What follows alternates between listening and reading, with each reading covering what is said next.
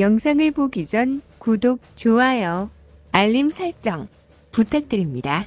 2024년 캐나다는 캐나다 군의 현대화와 이를 위한 군비 증강 계획을 담은 새로운 국방정책을 발표했습니다. 캐나다의 새로운 국방정책은 북극 지역에서 캐나다의 주권과 이익을 보호하는 것과 기술적으로 진보된 전투력을 갖추도록 캐나다군을 재구성하는 골자로 합니다. 이 정책을 위해서 캐나다는 향후 5년간 약 8조 원을 투자하고 20년 동안 약 73조 6천억 원을 투자하는 계획을 가지고 있습니다.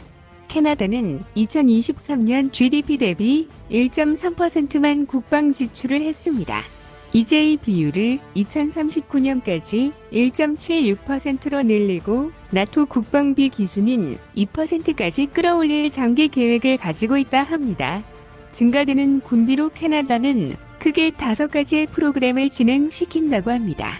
장거리 미사일의 도입, 대응 무인 항공 시스템, 감시 타격용 무인기, 포병의 현대화, 그리고 잠수함 획득입니다. 이 중 포병과 잠수함 프로그램에 대해 대한민국이 참여할 계획이라고 합니다. 포병의 경우 한화 에어로스페이스가 사업에 참여 예정이며 단독 입찰이 아닌 노르웨이와 협력하여 입찰을 할 예정입니다. 한화 에어로스페이스의 K9 자주포에 노르웨이 콩스버그의 RC-WS를 탑재한 모델을 새로 개발하여 참여하는 것입니다.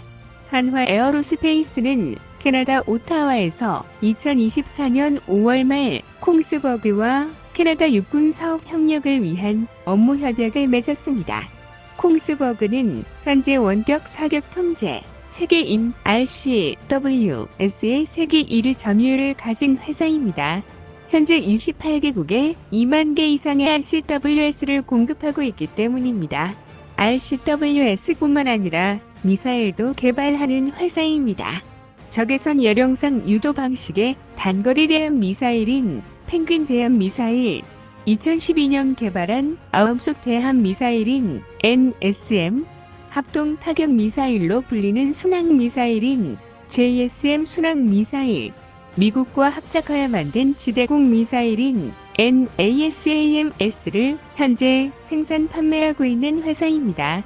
대한민국의 한화 에어로스페이스도 K9의 RC-WS를 개발하고 탑재하긴 합니다. 하지만 수출 모델의 경우 타 국가의 장비를 탑재하게 되면 입찰에 이점이 생기게 되기 때문에 자사의 RCWS를 탑재하지 않는 것입니다. 그래서 한화의 어로스페이스는 콩스버스의 RCWS를 탑재하여 콩스버그의 해당국인 노르웨이를 비롯한 핀란드, 에스토니아, 호주에도 수출한 이력이 있습니다. 캐나다 포병은 M109의 개량 버전인 M109A4를 운용했었습니다. 하지만 이게 노후화되자 전량 퇴역시키고 현재는 M777 곡사포를 사용하고 있습니다. 이 곡사포는 2005년 12월 미국이 캐나다로 6문을 인도하게 되면서 캐나다가 운용하게 되었습니다. 2006년 초에는 아프가니스탄의 아처 작전 지원을 위해 칸다하르에 배치되었고 이듬해 여름 판자와 전투 기간 중에 단 3문의 곡사포로 72명이 후퇴하던 탈레반을 폭사시킨 이력이 있습니다. 이 전투 이후로 성능 개량을 해 포격 정확도 향상이 되었고 이 개량형 6문을 미국에 추가 요청했습니다. 2009년 5월 캐나다 육군이 25문의 M777을 도입하여 현재는 총 37문을 운용하고 있는 상태입니다. 그리고 캐나다는 다연장 로켓이 단 한 문도 없어서 포병 전력이 상당히 빈약하다는 지적을 받고 있습니다. 이는 사실상 미국과 매우 가깝게 지내며 미군의 지원이 크기 때문에 포병 전력을 크게 늘리지 않아도 되기 때문입니다. 하지만 미군만을 믿기 어려운 상황이 올 수 있기 때문에 이번 기회를 통해 포병 전력을 강화시킨다고 합니다. 포병뿐만 아니라 잠수함 사업에도 대한민국이 참여할 예정입니다. 캐나다는 현재 보유하고 있는 빅토리아급 디젤 잠수함 4척을 대체하기 위한 사업을 추진하고 있습니다. 예상 도입 수량은 12척입니다. 캐나다 정부의 요구사항은 크게 6가지가 있습니다. 첫 번째, 장기 운용 능력입니다. 캐나다가 이번에 도입하는 잠수함은 최소 2050년까지 운용할 계획이라고 합니다. 그래서 진보적인 기술을 보유하고 있어야 하며 최우수명 연장 설계 보강이 가능한 잠수함을 원한다고 합니다. 두 번째, 넓은 작전 범위와 지속성입니다. 북극 해역을 포함한 캐나다 해역에서 작전을 수행할 수 있어야 합니다. 그리고 한 번의 작전에서 90일간 자급자족이 가능한 능력을 갖추고 있어야 합니다. 세 번째, 우수한 스텔스 성능입니다. 적의 탐지 시스템을 회피하기 위해서는 스텔스 기능이 필수적입니다. 그러기 위해서는 소음 감소 능력과 레이더 반사 면적 최소화를 통해 높은 은밀성을 유지하기로 합니다. 네 번째, 우수한 무장 및 전투 시스템입니다. 다양한 무기를 탑재할 수 있는 능력을 갖춰야 합니다. 어뢰, 미사일, 기뢰 등 다양한 무기를 운용할 수 있어야 합니다. 다섯 번째, 우수한 통신 및 네트워크를 갖추고 있어야 합니다. 다른 해군 함정 및 육상 기지와 원활하게 통신할 수 있는 첨단 통신을 갖추고 있어야 합니다. 여섯 번째, 인력들의 생활 조건입니다. 승무원의 생활 조건을 개선하여 승무원들의 피로도를 최소화해야 합니다. 또한 자동화 시스템을 도입하여 승무원을 최소한으로 운용해야 합니다. 이 밖에도 공기 부요 추진 체계인 AIP, 장거리 자막 능력, 그리고 미군 장비와의 호환성과 후속 지원을 요청하고 있습니다.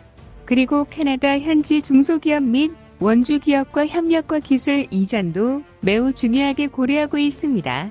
12척 중 일부는 캐나다에서 건조될 가능성이 높습니다. 캐나다는 3,000톤급 잠수함 신체 호함이 인도되었을 때에도 캐나다의 연방 상원 의원이 참석했을 정도로 관심이 많았습니다. 그리고 캐나다에 지부를 둔 영국 기업인 밥코기 설계 및 주요 부품 공급에 참여할 예정입니다. 또한 얼마 전 캐나다 SAE, 커티스 라이트 인델 테크놀로지, 가스톱스와 한화 오션은 MOU를 맺었습니다. CE와는 일반적인 MOU보다 더욱 강한 협력 관계를 맺었습니다. 그리고 커티스 라이트 인달 테크놀로지와는 예인 소나 운용, 시스템 분야에 대해서 MOU를 맺었습니다. 가스톱스와는 추진 체계 제어, 모델링, 시뮬레이션 분야에서 MOU를 맺었습니다. 이처럼 현지 업체 3곳과 파트너십을 통해 캐나다 정부 잠수함 사업 수주에 나설 예정이며 향후 기술 교류, 공동 연구개발, 시장 개척 등 여러 협력을 확대하기로 했습니다. 캐나다는 캐나다군의 현대화를 위해 많은 투자를 하고 있는 상황입니다. 자주포와 잠수함뿐만 아니라 다른 분야에서도 수출이 많이 이루어지길 간절히 기원하겠습니다. 더 많은 이야기를 원하신다면 구독을, 이번 이야기가 좋았다면 좋아요를 눌러주세요. 감사합니다.